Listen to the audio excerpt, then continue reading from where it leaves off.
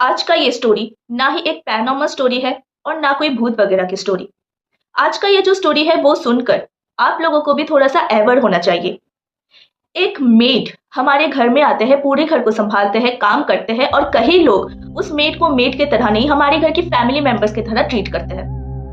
और वही लोग कभी कभार उस विश्वास को तोड़ के कुछ ऐसा काम कर जाते हैं जो हम कभी नहीं सोच सकते।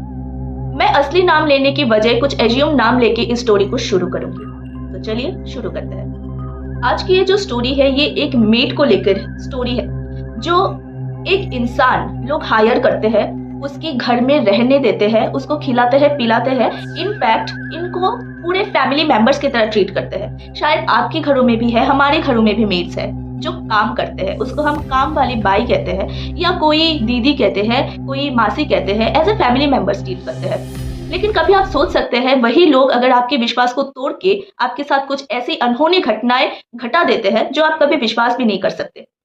कभी कभार हम जब कुछ ऐसी स्टोरी या सोशल मीडिया में डालते हैं तो लोग सवाल उठाते हैं कि ऐसा नहीं होता है, आपके साथ शायद नहीं हो रहा है लेकिन किसी ना किसी घर में ये सब हो रहा है। ये एक शहर की घटना है जहां पर बहुत सारे लोग ही आप लोगों के जैसा, हम लोगों के जैसा है, जो घर में अकेला रहता है या फिर घर में कोई काम करने वाला नहीं है, सब लोग अपने अपने डेली लाइफ में बिजी है।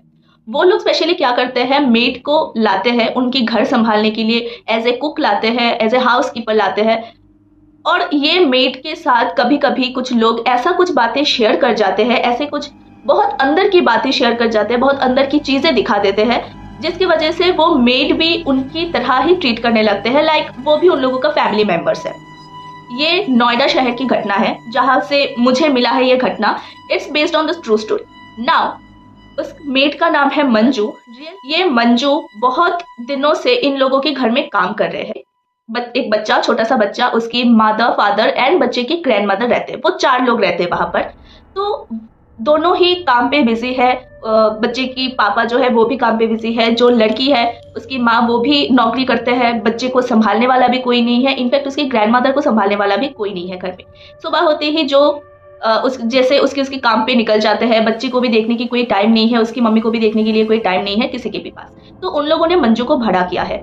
वो लोग अक्सर फ्लैट में रहते हैं, तो फ्लैट में कई सारे घरों में मंजू को भाड़ा करते लोग उसके काम करवाते हैं, एज ए कुक रखते हैं, कोई एज ए हाउस कीपिंग रखते हैं। मिस्टर शर्मा और उसकी वाइफ है नीला, वो दोनों ही मंजू को रखते हैं as a housekeeping. And Manju भी उनके घर में एक एक चीजें बारीकी से जानते हैं, कई सालों से काम कर रहे हैं, एक एक चीजें देखते हैं, एक एक चीजें संभालती है। इनफैक्ट ऐसा हो गया है, उसके ऊपर इतना विश्वास हो गया है कि mister Sharma and Mrs Sharma दोनों ही, उसके बच्चे, उसकी माँ, दोनों को ही उसके भरोसे छोड़ के वो लोग खुशी खुशी घर से निकल सकते हैं एज ए काम के सिलसिले में। कई साल बीत जाने के बाद मंजू ऐसा उसके घर के अंदर ऐसे फैमिलियर हो गए हैं कि मंजू के बिना उसके घर की एक दाना भी नहीं हिलता है। उसकी घर सफाई से लेकर खाना बनाने तक, उसके बच्चे को देखभाल, उसकी मम्मी को देखभाल, इनफैक्ट उन लोगों को खाना परोसना, सब कुछ उसके मंजू के ऊपर ही छोड़ दिया है। मंजू वहां पर ही खाता पीता रहता है, काम करके दूसरों के घर जाता है, आता है, ऐसे चलता रहता है। उन लोगों के बीच क्या क्या बातें होते हैं, उस फैमिली के अंदर क्या क्या चीजें हैं, इनफैक्ट बैंक लॉकर से लेकर सब कुछ मंजू जानते थे।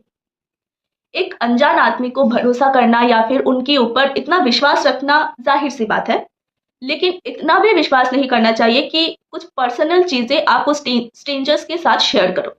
वो लोग मंजू के ऊपर इतना डिपेंड्स हो गए हैं कि वो लोग खुशी खुशी कहते हैं कि मंजू उस लॉकर से मेरा पैसे लेके आ। मंजू भी बहुत दिलदार थी कि उसने कभी भी 1 रुपया भी नहीं चुराए थे।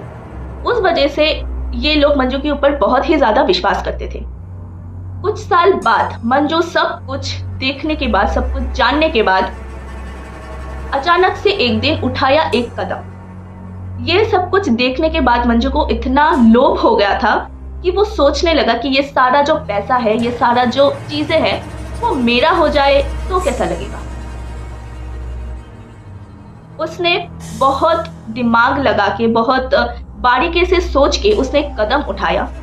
एक दिन रात को वो उसके घर आया एंड लोगों का कहना है कि उसको निकलते हुए नहीं देखा, कोई भी नहीं देखा निकलते हुए।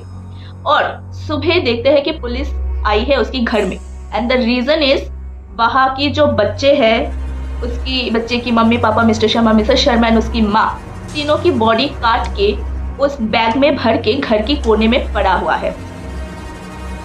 एंड वो काम किसने किया है किसी को नहीं पता, क्योंकि सबको ही पता है कि मंजू के ऊपर तो कभी शक नहीं जा सकता, क्योंकि मंजू उसके घर में काम करता था, सालों से उन लोगों के साथ था, फैमिली मेंबर्स थे, इनफैक्ट वो कई सारे घर में भी काम करते हैं, तो वो लोग तो मंजू को बहुत विश्वास करते हैं एंड वो लोग कभी ये भी नहीं कहेंगे कि मंजू ये काम कर सकते हैं। लेकिन ये जो काम किया है वो मंजू ने ही किया है। किसी किसी को लगता होगा कि ये जो स्टोरी है ऐसा नहीं होता है, लेकिन ऐसा हुआ है। कई सारे स्ट्रेंजर्स, किसी किसी के साथ कभी कभी मेट नहीं होता, कई स्ट्रेंजर्स होते हैं या फिर फैमिली में से ही कोई होता है जो अपनी ही फैमिली को हटाने की कोशिश करता है, लेकिन यहाँ पर एक मेट एक फैमिली को हटा के उसकी सारा संपत्ति, सारा पैसा, सारा गहना सब कुछ ले लिया है। और पुलिस वालों का दावा यह है कि उन लोगों को तो कहीं के ऊपर शक है, लेकिन उन लोगों का दावा यह है कि अगर कोई इसके घर में ऐसे एंटर करता है तो शायद इन लोगों को बहुत अच्छी तरीके से जानता होगा, तभी उन लोगों का पैसा, गहना सब कुछ ले लिया है लॉकर से और उन लोगों को इस हालत में छोड़ दिया है।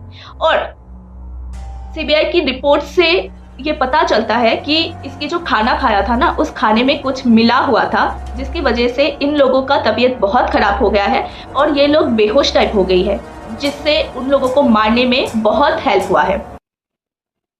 और उन लोगों को ये पता है कि खाना बनाते हैं मंजू, उसके घर में रहता है मंजू, इनफैक्ट उसके घर में कोई आता जाता भी नहीं है। और जो फ्लैट्स वाले थे उन लोगों ने भी बताया कि कई सालों में उन लोगों के घर एक इंसान भी नहीं आते थे, लेकिन फिर भी सीबीआई वालों ने उसको पकड़ा, फ्लैट में से भी कई लोगों को पकड़ा, पूछताछ किया एंड उन लोगों को कोई क्लू नहीं मिला। और ये मंजू जो मेड थी वो इतनी बारीकी से वो काम किया है, उसकी मतलब एक प्रूफ भी नहीं छोड़ा उसने शक करने की। कई लोगों ने कहा कि फ्लैट में कहीं अक्सर सीसीटीवी कैमरास होते हैं, लेकिन सीसीटीवी कैमरा में भी मंजू को ही दिखाई दे रहे एंड वो बहुत काम के सिलसिले में सबके घरों में आता जाता है, तो उसको शक होगा ही नहीं। इतनी बारीकी से वो गेम उसने खेला है।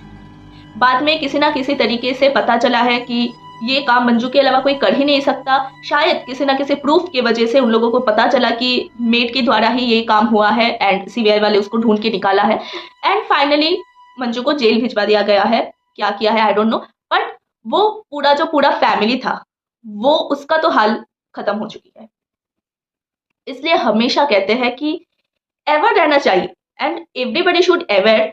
बहुत लोग एवर है भी, बट कभी कभी ये सब चीज ना हो जाता है। लाइक हम बातों बातों में ही कई लोगों को अंदर की बातें बोल देते हैं, ये सोच के कि ये जानने से शायद ये भी मेरी मदद कर पाए, ठीक है, मैं अगर नहीं रहूंगी तो ये उस चीज को संभाले।